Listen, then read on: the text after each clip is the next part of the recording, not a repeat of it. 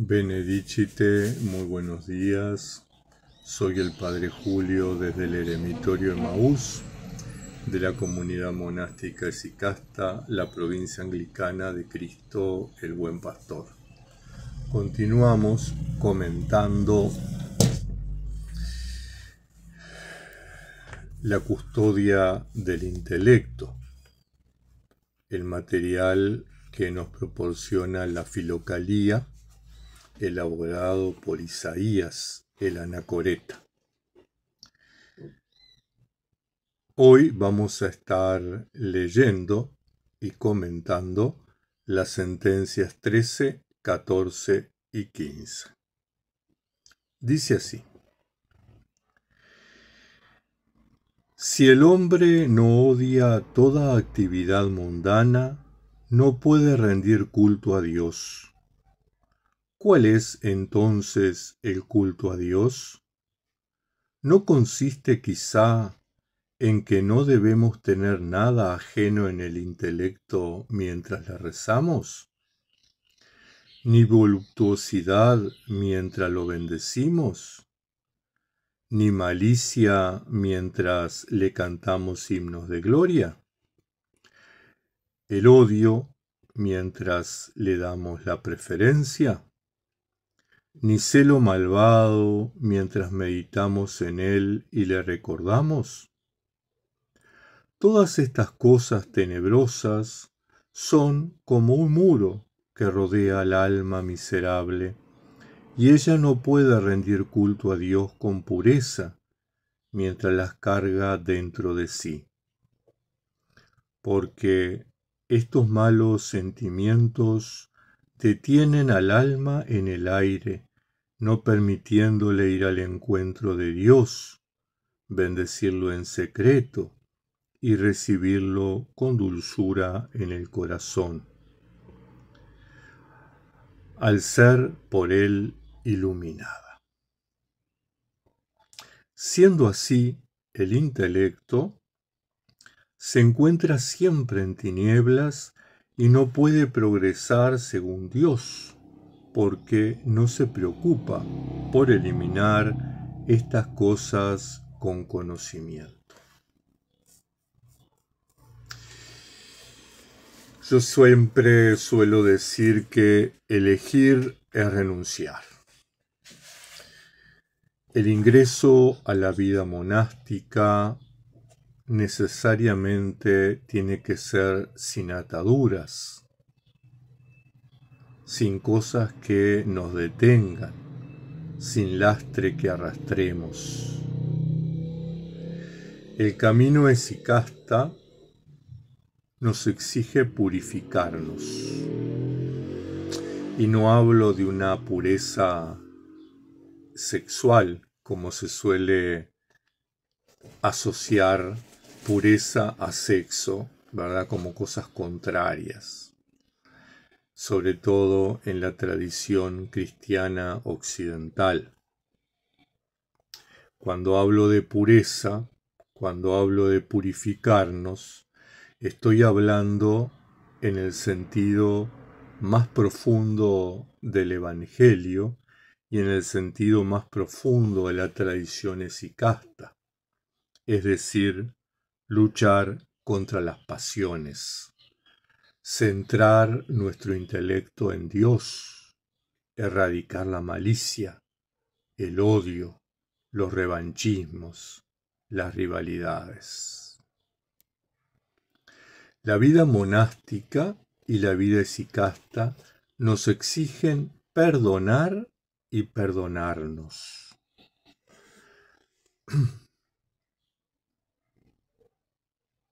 Ciertamente no quiere decir con esto que perdón es sinónimo de olvido. Perdón es la actitud de querer reparar una situación, de querer reconstruir una situación. Por supuesto que va a estar presente en nuestra memoria y en algunos casos, sobre todo, un ejemplo. Más de una vez me ha tocado en mi tarea profesional como asistente social y en mi tarea pastoral como ministro en la comunidad Diversidad Cristiana de Montevideo,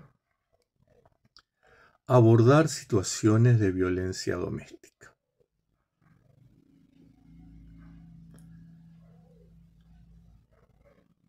Y yo siempre insistía a las mujeres diciéndoles, ustedes tienen que perdonar porque si no perdonan, las va a consumir el odio, la rabia, van a vivir siempre enojadas contra quien las maltrató.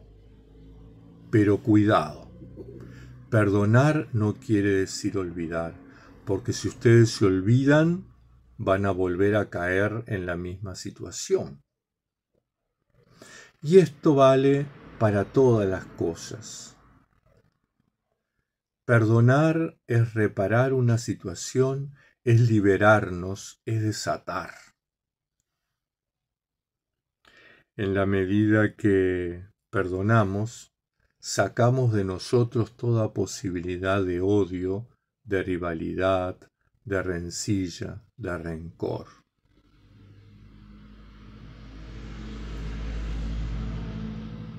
Pero tenemos que estar atentos, tenemos que recordar que esta situación o esta persona, así como en determinado momento me produjo daño, me lo puede producir. Entonces tengo que estar atento, tengo que tener cuidado.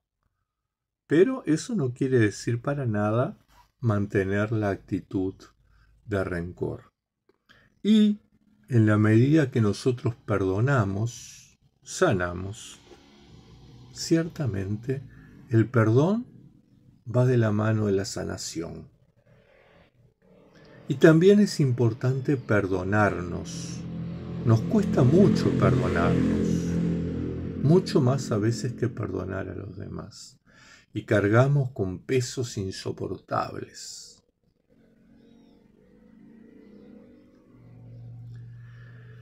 Transitar el camino monástico, el camino esicasta, con este lastre, con este peso en nuestras espaldas, en nuestras vidas, nos hace lentos en el avance hacia Dios, nos agota, absorbe nuestras energías, obstaculiza ver a Dios.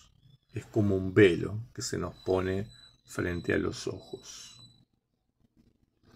Estos sentimientos ciegan nuestra vida espiritual, paralizan nuestra vida espiritual, ensordecen nuestra vida espiritual, enmudecen nuestra vida espiritual. Y entonces necesitamos ser sanados. Necesitamos recurrir al Señor, clamarle a Él para que nos sane, para que podamos salir de la parálisis, para que podamos salir de la ceguera, para que podamos salir de la sordera, para que podamos salir de la mudez en que nos encontramos. El Señor solo ilumina nuestras vidas si perdonamos, si nos purificamos de sentimientos contrarios a sus enseñanzas. Si elegimos la vida monástica, si elegimos la práctica esicasta, debemos renunciar a las costumbres del mundo, a las prácticas del mundo, a los valores que la sociedad y la cultura nos imponen, que generalmente son contrarios a los valores del Evangelio.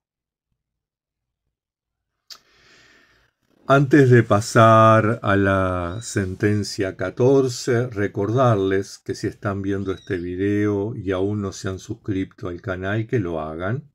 Suscribirse al canal nos ayuda, nos estimula a continuar trabajando, nos motiva a mejorar y además contribuye a que YouTube nos ayude.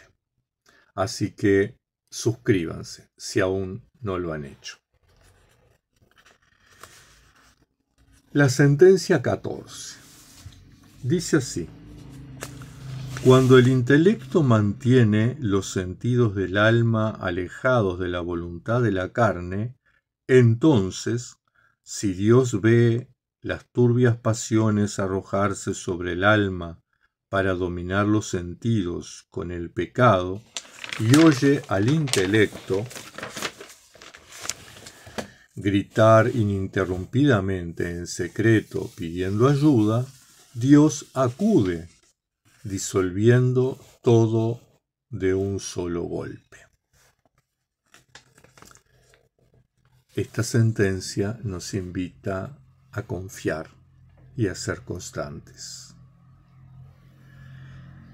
Mantenerse vigilantes, cuidando que los recuerdos y los pensamientos no invadan nuestro intelecto y no nos separen de la cercanía de Dios.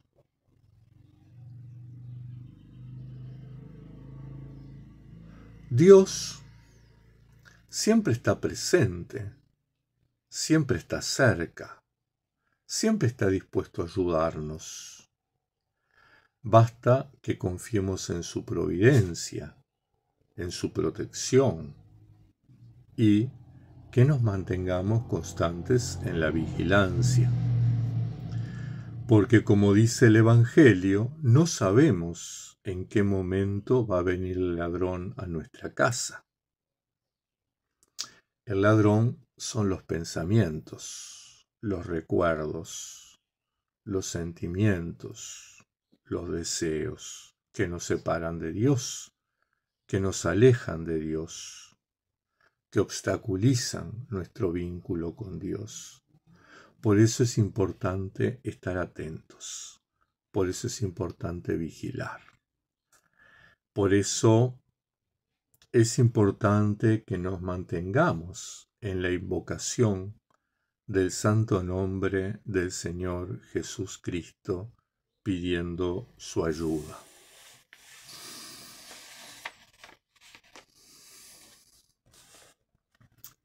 Sin caer en antropomorfismos, quienes han tenido la posibilidad de ejercer la maternidad o la paternidad, bien sea biológica, bien sea porque la vida nos manda, nos ubica y nos sitúa en situaciones donde ejercemos ese rol, aunque no haya una paternidad o una maternidad biológica, hemos experimentado esa protección hacia nuestros hijos biológicos o de la vida. Ese cuidado, ese estar atentos, ese protegerlos. Bueno, si nosotros que somos imperfectos lo hacemos, ¿cuánto más Dios que es perfecto? Recordemos aquel texto del Evangelio. Si ustedes que son malos dan de comer a sus hijos cosas buenas y cuidan a sus hijos, cuánto más el Padre que está en los cielos. Por lo tanto, confiemos en Dios, confiemos en su providencia e invoquemos el nombre del Señor Jesús. Y, sin lugar a dudas, tendremos la protección de Dios en nuestras vidas. Y antes de pasar a la sentencia 15, les recuerdo que si ustedes quieren colaborar con el canal, pueden hacerse miembros. Hay 3 modalidades, 3 membresías que el canal se las propone. Ustedes van a la pestaña que dice miembros y ahí aparecen los beneficios que tiene cada membresía. es simplemente un intercambio. A través de su colaboración económica, nosotros mejoramos nuestro ministerio y como contraparte le proporcionamos algunos beneficios. Pero cuidado, no piensen que para acceder al canal tienen que pagar. Si no quieren o no pueden, basta con que oren por nosotros, basta con que oren para que este ministerio se mantenga, se sostenga. Vamos a la sentencia número 15. Dice así: te recomiendo, mientras estés en este cuerpo, no permitir que tu corazón se abandone, pues el cultivador no puede contar con ninguno de los frutos que han de crecer en su campo. Desconoce lo que sucederá antes de que el fruto sea guardado en sus almacenes. Así, el hombre no puede permitir que su corazón tenga un descanso mientras haya aliento en su ser. Y como el hombre desconoce cuál pasión se le puede presentar mientras tenga aliento, deberá cuidar muy bien de su corazón. Deberá siempre cuidar a Dios para obtener ayuda y misericordia. Y esta sentencia habla de que no nos sintamos satisfechos con nosotros mismos, con nuestros avances, con nuestros logros, que no nos confiemos en nosotros, que guardemos el corazón, la guarda del corazón de la que hablan los padres. Recuerdo uno de los apotegmas,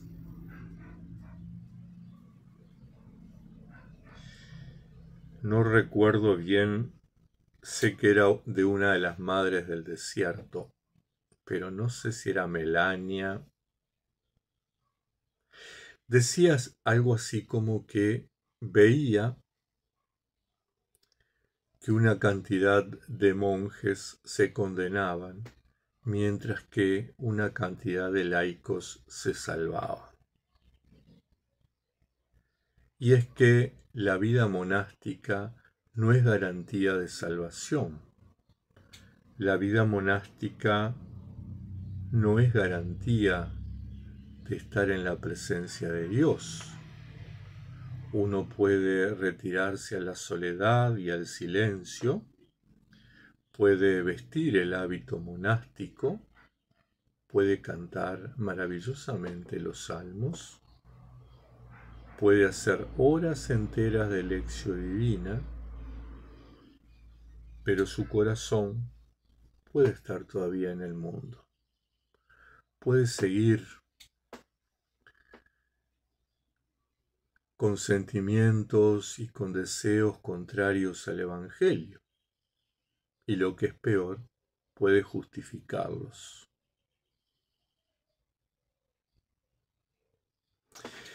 Un corazón vigilante, un corazón atento a la presencia de Dios, un corazón que busca al Señor constantemente es lo que debemos tener quienes empezamos a caminar la vida monástica y la vida esicasta.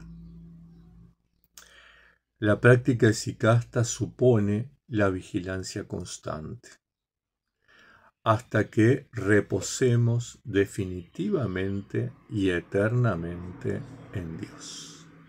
Por lo tanto, hasta el último suspiro de nuestras vidas. Los sentimientos y los deseos suelen traicionarnos. Pueden surgir emociones contrarias al Evangelio. Recuerdos que producen ira, que producen rabia, que producen revanchismo,